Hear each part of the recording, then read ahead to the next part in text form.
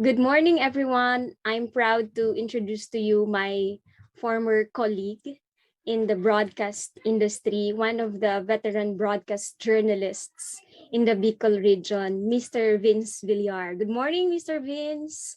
Welcome to Yes. Bicol University. Good morning. Good morning sa mga naggagandahan at nagwagwapuhang mga estudyante ni Ma'am April. Mr. Vince, Okay. paano ka po nagsimula sa broadcast, especially sa pag-handle ng News and Public Affairs program? Siguro una muna kasi dream ko talaga yung pagiging broadcaster. No? Bata pa ako talagang yun ang kinalakihan natin. Yung mga panahon kasi namin, puro talaga yan radyo eh. So, pangarap ko na talagang maging announcer. So, nag-start muna ako disc jockey, volunteer. Pero habang nag-disc jockey ako, tinuturuan na ako noon na mag-newscast, yung hourly newscast, top of the hour na newscast. Gustong-gusto ako ng station manager no na mag-newscast kasi nga yun nga yung timbre ng boses ko. Pero during that time kasi magpa-first year college pa lang ako. 2 years after ng graduation ko sa high school kasi ang kwento kasi after ng high school nagtrabaho muna sa pabrika tapos sinuwerte na makapag-aral pero bago ako nag-college volunteer na ako sa 2001 yon. Volunteer na ako sa isang government radio station sa Catanduanes.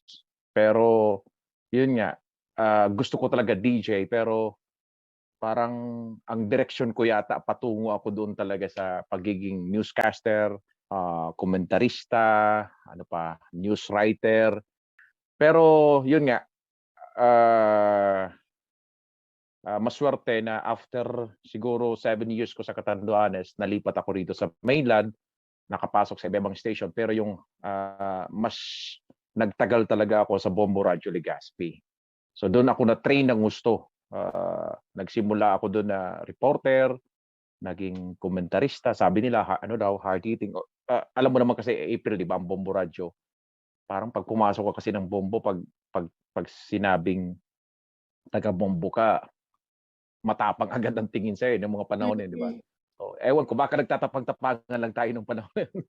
Mr. Vince, sa almost 2 decades mo na sa broadcast media, lalo na sa radyo, meron ka bang mga experiences na medyo mabigat yung mga topics na na-handle mo? Ang dami na. May mga nagbanta na. Pero so far, sa tagal ng panahon na may mga nagbabanta pero wala pa rin wala naman Madalas mag-isa akong maglakad pero wala nung parang yung iba talaga patakot lang Tapos merong yung kakasuhan ka raw, merong yung lalo nung nauso na talaga ang social media, sa social media kababanatan. Iba na kasi ngayon nung nag-start pa lang tayo sa radyo, tayo pa lang nun ang napapakinggan. Ngayon, iba na sa social media kahit alam nilang komentarista ka pag nag-post ka dyan ng komentaryo mo, pwede ka nang salungatin no? Noon wala. Kung tatawag sa station, magko-comment din, yun lang. So, ang paraan ng tao doon noon para makaganti sa iyo, minsan ite-text ka ng pasekreto kung ano mga sasabihin. No? Ngayon hayagan social media. So, ingat na rin yung mga broadcaster. Ang ginagawa talaga natin noon,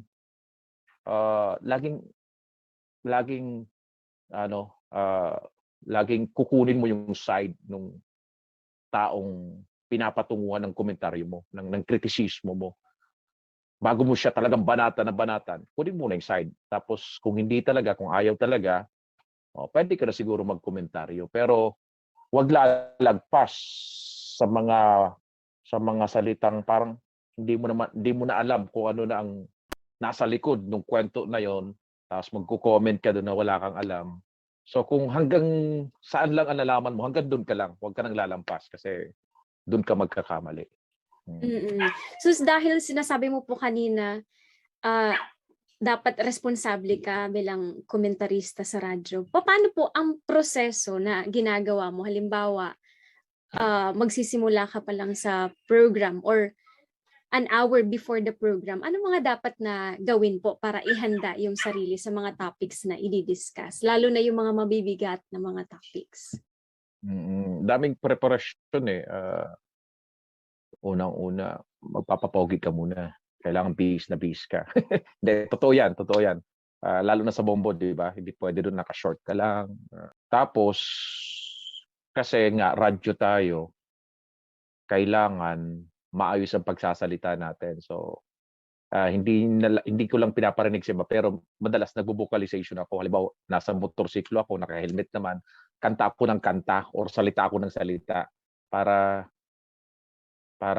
praktisado na yung dila mo. Kasi minsan pag hindi pa, pagsalang mo diyan, no, mabibigla ka. Minsan ang mga salita mo, ipit, gano'n. Yun ang problema minsan. So yun. Pero ang pinakaimportante talaga, mentally prepared ka. No? Bago ka magprograma, kailangan nakalatag na kung ano yung mga topics mo, tema mo. Hindi yung pag-upo mo diyan, titingala ka sa kisame, tapos saka ka pala mag-iisip, ano kayang magandang issue ngayon? Pero ang gagawin mo talaga, magbasa ka na magbasa. Kahit hindi siya related sa topic mo, national news, dyaryo, sa social media wag masyado kasi nakakatakot social media, Ma'am Pril, no? Ang daming fake news. Ano mo. Tapos yung mga commentaries importante 'yan sa dyaryo, mga komentaryo ng mga columnist, di ba? Ganda 'yan, basahin mo 'yan. Tapos kung meron ka mga kaibigan ng mga opinion maker, 'yan, kausapin mo. Kahit hindi kayo mag-inuman, madalas ang iba magkikipag-inuman. Hindi naman eh. Basta dapat panay ang kahit ordinaryong tao makipagkwentuhan ka, alamin mo yung opinion nila. Kasi minsan sa kanila ka makakakuha ng magandang mga idea kung paano mo patatakbuhin yung komentary mo. Tapos kung minsan pa nga sa mga ordinaryong tao, nakakapulot ka pa ng mga magandang salita eh.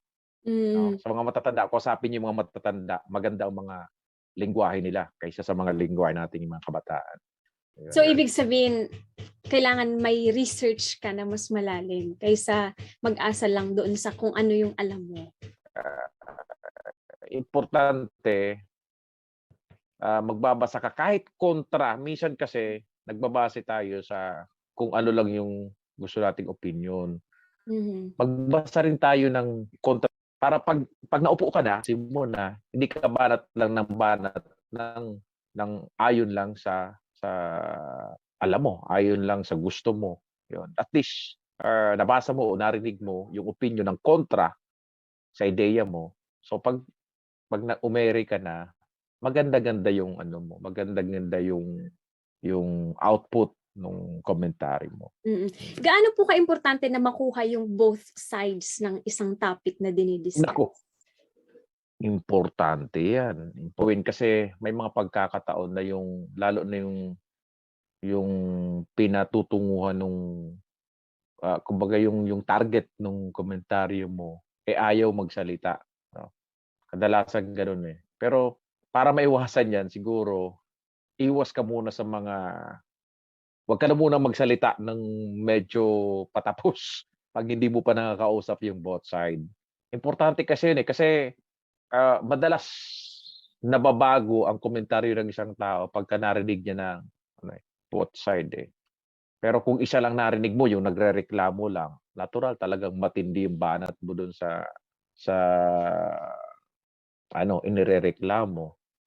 Paano mo po yun in-execute yung sabi mong dapat hindi ka muna magsalita ng patapos? Ang mangyayari, halimbawa, pag-present mo kasi ng program, hindi naman kaagad sa introduction, komentaryo ka na, di ba? So, ang una muna, di ba naka-outline yung mga magiging tema mo. Depende sa bigat, yun ang mauuna. Tapos, bago ka magprograma, kailangan na-contact mo na yung mga yan. Bawa itong nagrereklamo, nakalinya na yan. Tapos nakuha mo na rin yung inireklamo. So, parehas mo na silang ipapasok. Unahin mo na lang muna yung nagrereklamo, tapos isusunod mo yung nirereklamo. So kung ganyan na naplantsa mo na ano mo na ang tawag diyan, nakalinya na sila, mas maganda talaga pagkatapos nun saka ka na sasalita. Kung may nakikita ka pa na may mali pa rin, may mali pa rin. Pero kung after na kausap mo yung dalawa, kasi mas maganda kasi hindi ka puro lang tayo fault finding, 'di ba? Parang nag-o-offer din tayo ng solution. Oo. So yun ang kagandahan 'pag narinig mo ang both side, eh, kasi nakakaisip ka ng mas mabuting solusyon, dun sa problema.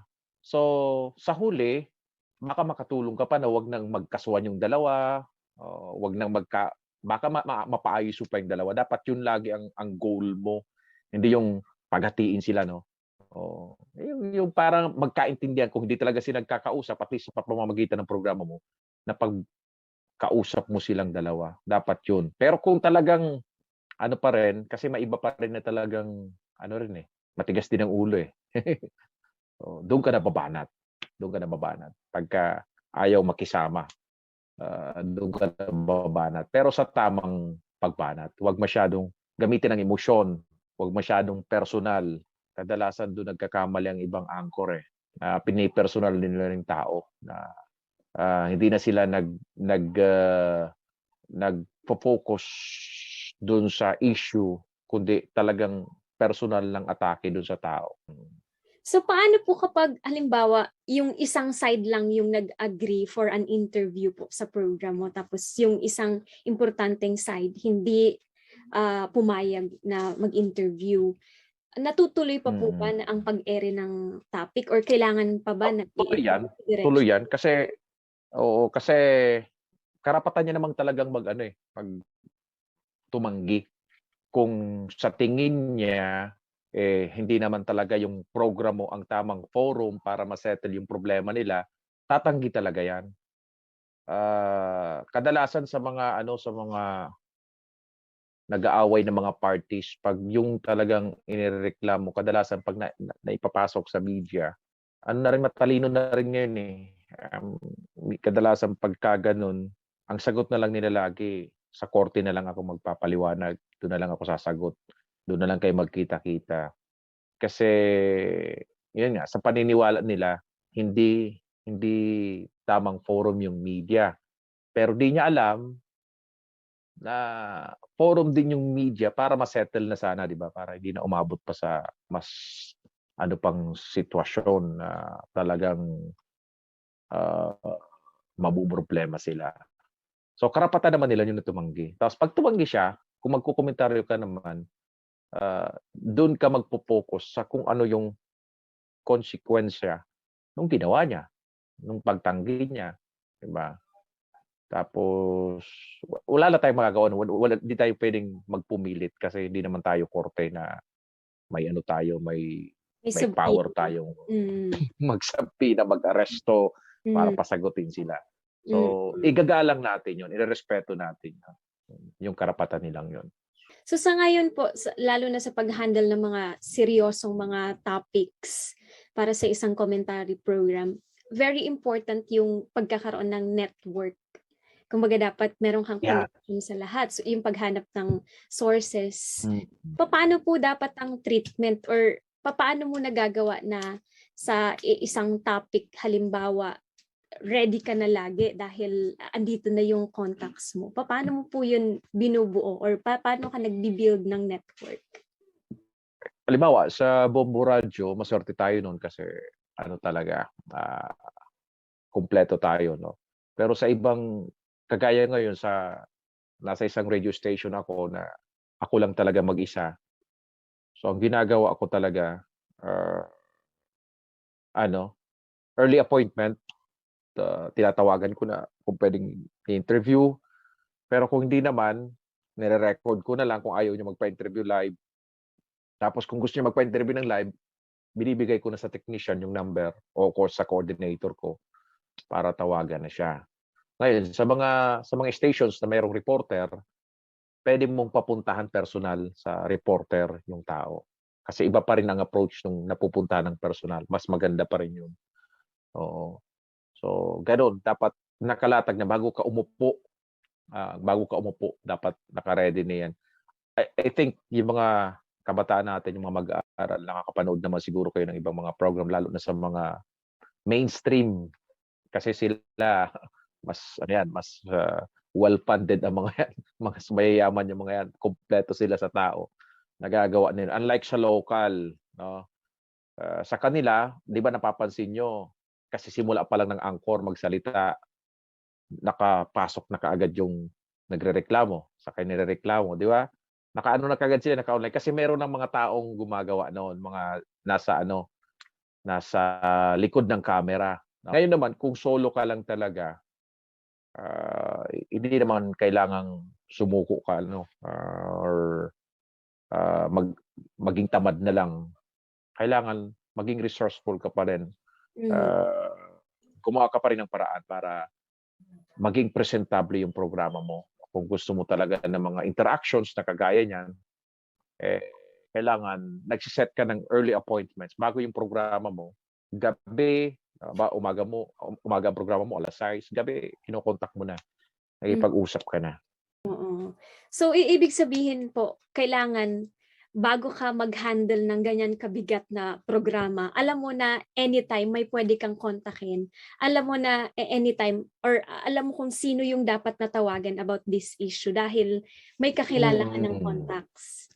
Kumbaga, Oo, ganun dati ka yun. nang naka-build ng connection sa mga possible na interviewees mo. Lalo na yung mga Saka hindi ka na mahirapan yung flow ng program mo smooth na smooth. So, mas focus kapag hindi masyadong hassle yung programa mo, mas nagiging maganda yung flow ng ng commentaries mo. Oo. So, gaano po ka importante or ka-helpful yung experiences mo sa field? Yun, Nag-handle importante yan kasi kayo kung gusto nyo maging broadcaster, kailangan ma-experience nyo lahat.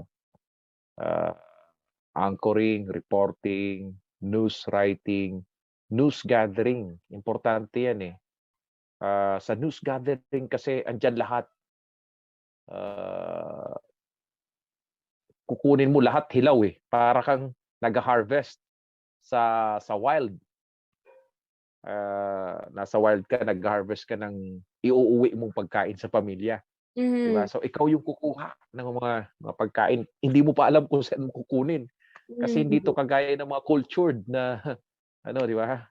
So minsan pag umaga wala pang balita eh. Hindi mo pa alam ano kaya maganda ngayon, di ba?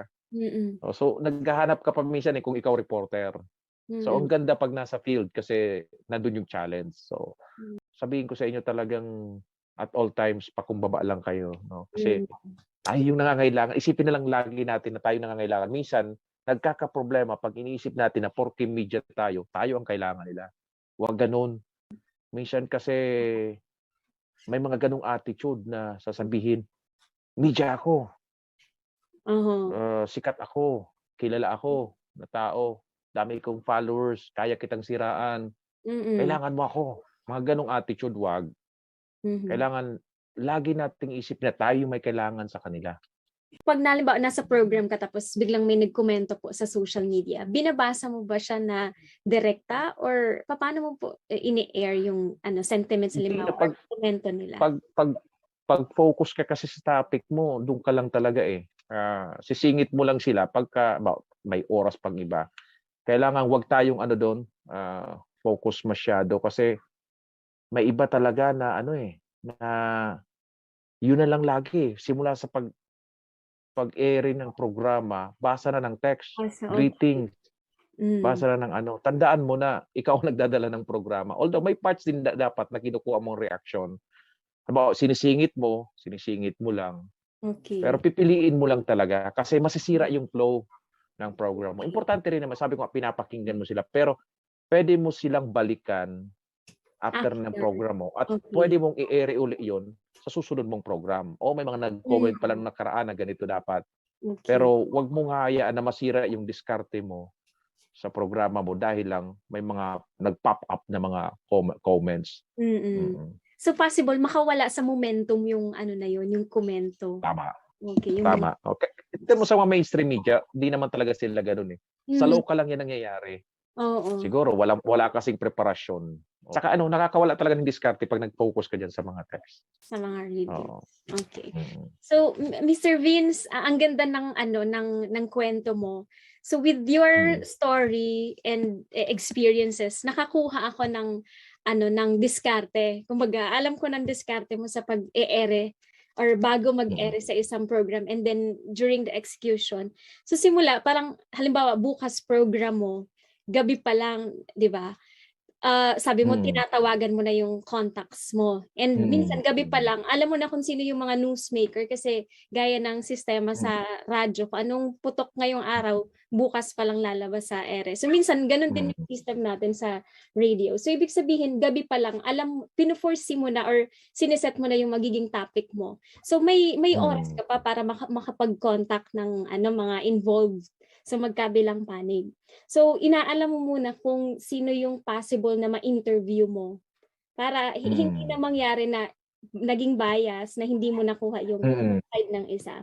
Then, importante na may research ka din.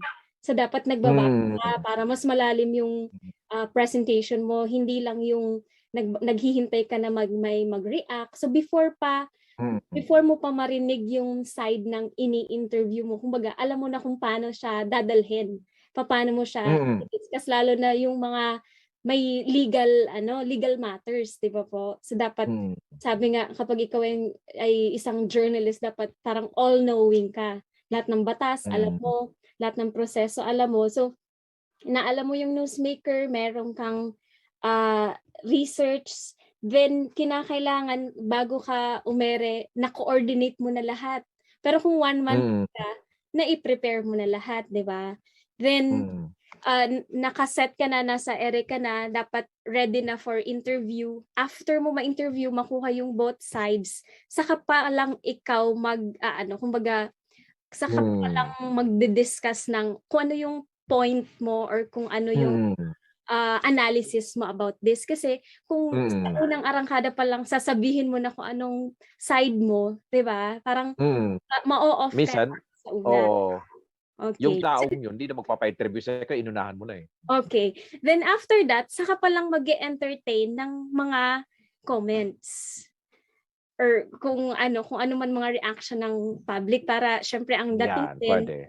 Ang dating maliban may nakakaintindi sa discussion mo, may nakikinig. Pero limitado lang, wag mong ubusin. Balikan mo na lang yung iba kasi meron ka pang mga susunod na topics. Meron ka pang ibang mga ipapasok na tema. Okay. So ibig sabihin, Mr. Vince, hindi pala bara-bara lang ang pag-handle ng isang commentary program. Meron ka dapat na outline, meron kang sinusunod na proseso pala talaga. Hindi yung pag upo mo sa programa, sabi mo, nalasing ako kagabi, late na ako nagising, ano kaya magandang issue ngayon? Hindi pwede. Okay, so hindi pwede na kung kailan... Tandaan po natin kasi, tandaan natin na mas matatalino yung mga listeners natin kaysa sa atin. So ano po yung tips mo na maibibigay para sa mga bagong breed ng broadcast journalists, lalo na yung mga gusto din mag-venture ng commentary programs? Once nakapasok na kayo, maging responsable. Importante yon, responsable sa lahat ng actions ninyo. Kasi although wala namang nag-regulate sa atin masyado, pero sa sarili natin, i-regulate natin sa sarili natin. Tapos, although napag-aralan nyo na yan, sabi ko nga, dapat continuous ang learning process.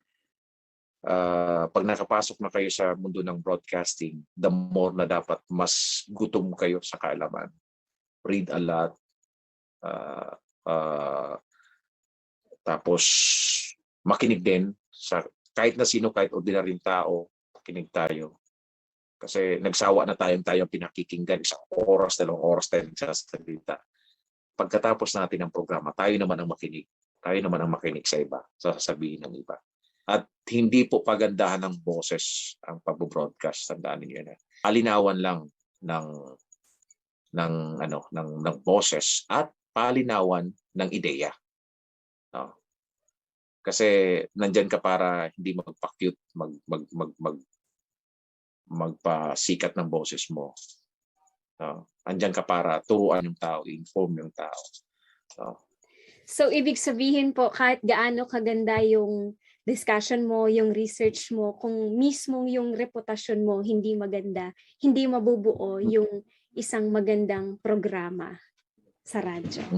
Maraming salamat po, Mr. Vince Villar, sa oras na naibigay mo para sa mga estudyante natin sa Bicol University. Maraming salamat. Thank you.